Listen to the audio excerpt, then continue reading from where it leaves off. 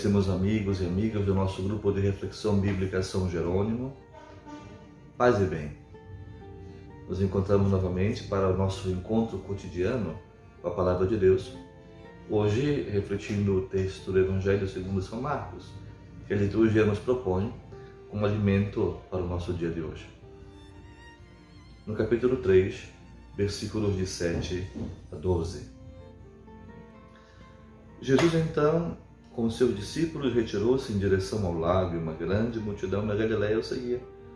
Também veio a ele muita gente da Judeia, de Jerusalém, da Idumeia e de além do Jordão, até da região de Tiro e de Sidônia, porque ouviram dizer quanta coisa ele fazia. Ele disse aos discípulos que providenciassem um pequeno barco para ele, a fim de que a multidão não o apertasse. Pois, como tivesse curado a muitos, aqueles que tinham doenças se atiravam sobre ele para tocá-lo, e os espíritos impuros, ao vê-lo, caíam a seus pés gritando: Tu és o Filho de Deus. Mas ele os repreendeu, proibindo que manifestassem quem ele era. Neste pequeno texto, pequeno sumário, dá início a uma nova sessão do Evangelho. Um pouco o resumo da atividade de Jesus, que nos prepara para aquilo que vem depois. Logo em seguida, inicia a chamada dos 12 e dá continuidade à missão de Jesus, que se apresenta pouco a pouco. Nós temos dois elementos interessantes neste texto. A primeira parte é toda demarcada por noções geográficas, quase dizendo dos 4 pontos cardeais. É um alargamento do horizonte da cena, ou da abrangência da cena, mas que diz uma coisa bem interessante. Falamos da Galileia, de fato ele está na Galileia, estamos no mar da Galileia. Também veio gente da Judeia, de Jerusalém, da Idumeia, do além Jordão, da região de Tiro, Sidônia, porque ouviram dizer quanta coisa eles faziam. Um dado interessante é que acorrem a Jesus todas as pessoas. A missão do Filho de Deus é reunir um povo novo. E todas essas pessoas que vêm de todas as partes, ouvindo dizer as coisas que ele fazia, O verbo escutar, que é um verbo interessante. O ato de escuta nos faz lembrar da palavra proferida por Jesus, que é a palavra nova. Faz das multidões diferentes, de diferentes destinações, dos confins norte da Palestina, um povo só, que escuta, Faz de povos diferentes, até de regiões pagãs, uma multidão de discípulos,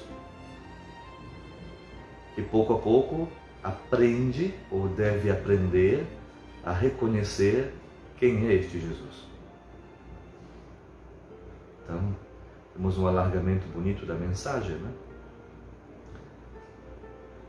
As indicações narrativas do texto são muito interessantes.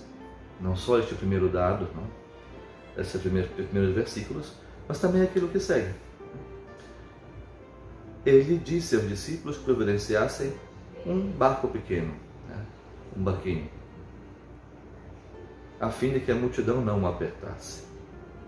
Então, tipicamente de Marcos, essas expressões bonitas, conseguimos quase que vislumbrar a vivacidade e as tensões do evento.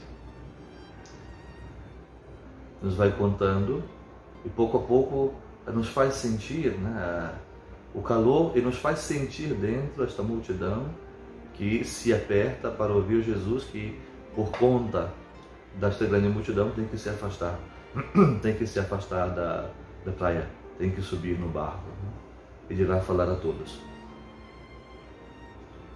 A segunda parte, a partir do versículo 10, centra a atenção sobre a atividade terapêutica de Jesus. Uma palavra que fala, que atrai, que inquieta, Eles ouviram dizer quanta coisa ele fazia. E agora, concretamente, estas pessoas são capazes de presenciar a ação terapêutica, curativa, exorcista de Jesus. Né?